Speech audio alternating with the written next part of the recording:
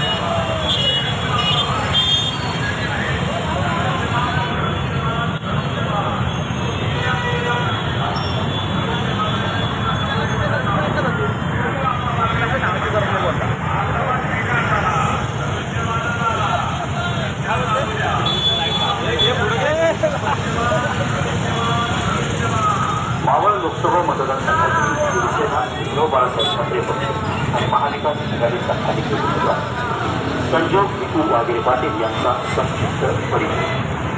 संजोग वाघेरे पाटील हे पिंपरी गावचे सरपंच तथा पिंपरी चिंचवड महानगरपालिकेचे माजी महापौर कैलासवासी विकू वाघेरे पाटील यांचे चिरंजीव आहेत.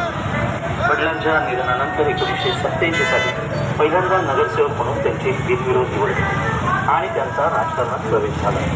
1992 ते 2002 सलग 3 वेळा ते पिंपरी चिंचवड महानगरपालिकेत नगरसेवक म्हणून कार्यरत होते.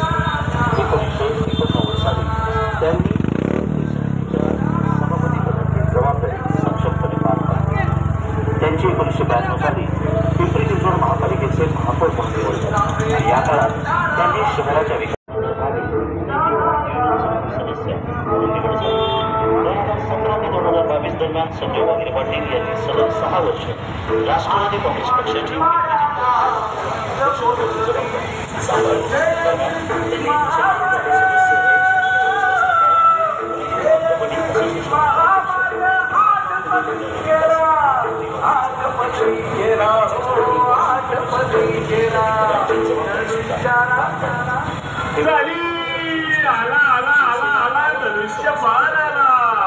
विकासाचा धनुष्यबाण श्रीरंगाप्पा वारण्यांचा धनुष्यबाण काकांचा धनुष्यबाण श्रीरंगाप्पा वारण्यांचा धनुष्यबाण मोदी अबकी बार फिर एक बार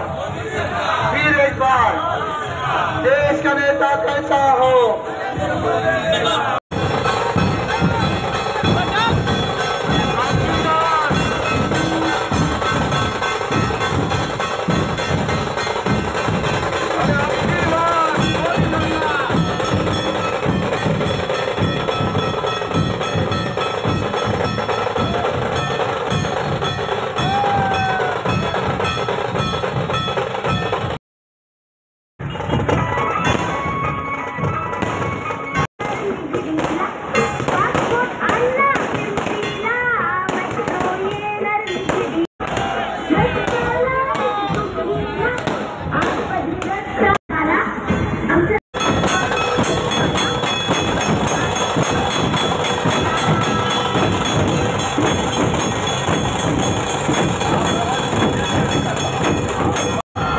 विचार झालाय पक्का आपलं मत धनुष्यबाणाला. अहो दादा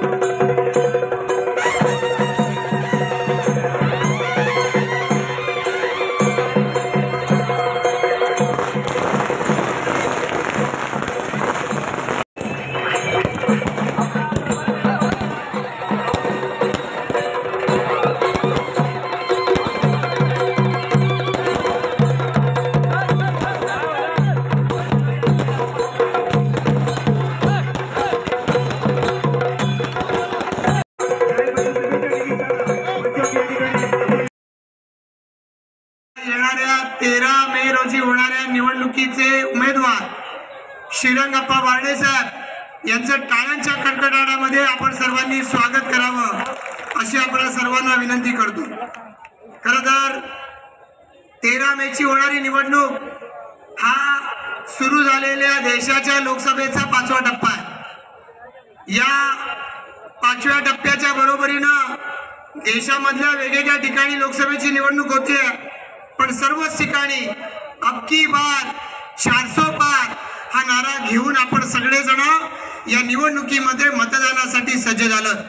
इथं मंचावर उपस्थित असणारे मंचावरचे सर्व भारतीय जनता पार्टी, शिवसेना, राष्ट्रवादी काँग्रेस, मनसे, रासप आणि महायुतीमधील आरपीआय आणि सर्व सहकारी पक्ष, या सर्व पक्षांचे मंचावर उपस्थित असणारे विविध पदाधिकारी, लोकनेते दिबा पाटील साहेब यांचा वारसा सामाजिक क्षेत्रामध्ये पुढे चालवणारे सन्माननीय अतुल पाटीलजी, मंचावर उपस्थित आणि समोर उपस्थित महायुतीचे सर्व पदाधिकारी, या कामोठ्यातील सर्व नागरिक, उपस्थित सर्व भगिनी आणि बंधूंनो, मी सगळ्यात आधी या ठिकाणी आपल्या सर्वांचं पुन्हा एकदा मनापासून स्वागत करतो आणि येणाऱ्या 13 मे साठी आपण सर्वांनी मिळून आज या आपल्या मतदारसंघाचे उमेदवार आप्पा बारणे साहेब यांचं हावरेपासून रॅलीनं जे अभूतपूर्व असं स्वागत केलं, ते सहभागी झालेल्या सगळ्यांचं मी मनापासून अभिनंदन करतो. टाळ्यांच्या कडकडाटामध्ये आपलंही सर्वजणांनी स्वागत करावं अशी विनंती करतो. मित्रांनो, आपण सर्वजण या देशाचे पंतप्रधान नरेंद्र मोदी यांचं सबका साथ सबका विकास हे सूत्र जाणतो आणि त्यामुळे हे सूत्र जर आपल्याला वाटतं की देशाला विकासाला पुढे घेऊन चाललंय, या मावळ लोकसभा मतदारसंघाला सुद्धा ते पुढे घेऊन जाऊ शकतं, तर येणाऱ्या 13 तारखेला आपल्याला सगळ्यांना आप्पा बारणेजी यांच्या पाठीशी उभं राहिलं पाहिजे. त्यांची या ठिकाणी धनुष्यबाण, ही धनुष्यबाण निशाणी, या धनुष्यबाण निशाणीला आपण उचलून धरायचंय आणि या निवडणुकीच्या माध्यमातून येणाऱ्या पुढच्या 25 वर्षासाठी आमच्या पुढच्या पिढ्यांचा विकास कशा पद्धतीने होऊ शकतो याचा विचार जर आपण करत असू आणि याची चिंता जर आपण करत असू, तर मला आपल्याला सांगायचं आहे, तुमच्या माझ्यापेक्षा माझ्या पुढच्या पिढीचं काय होईल ही आपल्याला जितकी चिंता आहे, यापेक्षा याची चिंता या देशामध्ये एका माणसाला जास्त आहे. त्या माणसाचं नाव आहे पंतप्रधान नरेंद्र मोदी. विचार मांडता येईल, पण आपले उमेदवार आणि आपले खासदार आप्पा बारणे साहेब यांना आपल्याला ऐकायचं आहे. रॅलीला मोठा वेळ लागला, त्याच्यामुळे इथं यायला उशीर झाला, पण तरीही महाराज की हिंदवी स्वराज्याचे संस्थापक छत्रपती शिवाजी महाराज, घटनेचे शिल्पकार डॉक्टर बाबासाहेब आंबेडकर, वंदनीय बाळासाहेब ठाकरे, धर्मवीर आनंद दिघे यांना अभिवादन करून मावळ लोकसभा मतदारसंघातील महायुतीचा उमेदवार म्हणून आज सकाळपासून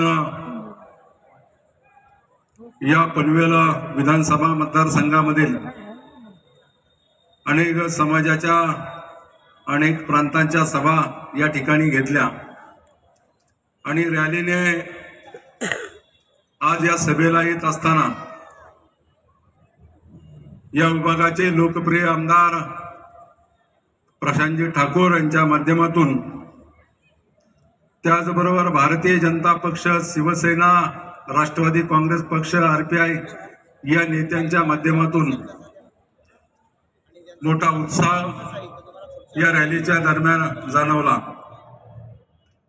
या निमित्तानं उपस्थित असलेले भारतीय जनता पक्षाचे क्लस्टरचे प्रमुख बाळासाहेब पाटील, अविनाशजी, त्याचबरोबर रामदासजी, माळीजी, अतुलजी पाटील, व्यासपीठावर उपस्थित सर्वच मान्यवर, कारण 10 वाजता सभा संपवायची आणि माझ्याकडे फक्त 12 मिनिट आहे। 12 मिनिटांमध्ये मला देखील माझं भाषण संपवायचंय। मावळ लोकसभा मतदारसंघातून तिसऱ्यांदा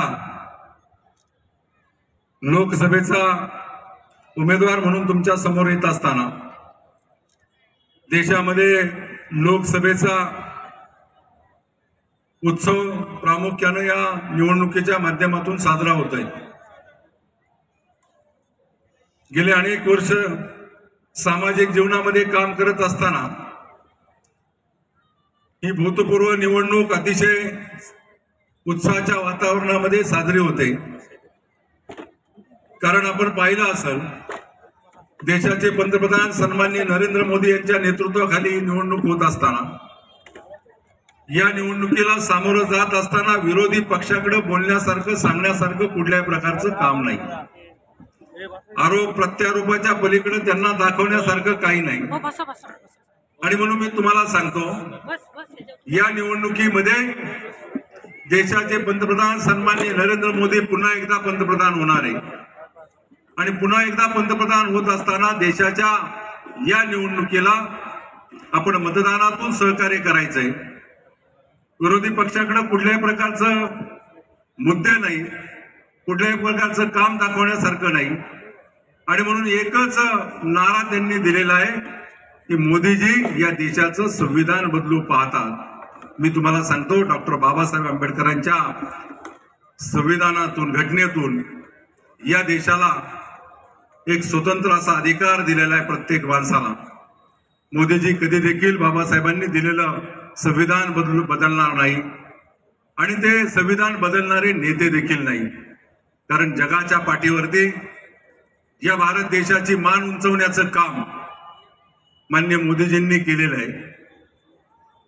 इथून पाठीमागच्या कालावधीमध्ये भारत देशाला जगाच्या पाठीवरती, जगामध्ये एक वेगळं स्थान होतं, परंतु आता मोदीजींच्या नेतृत्वाखाली भारत देश एक सक्षम होत आहे।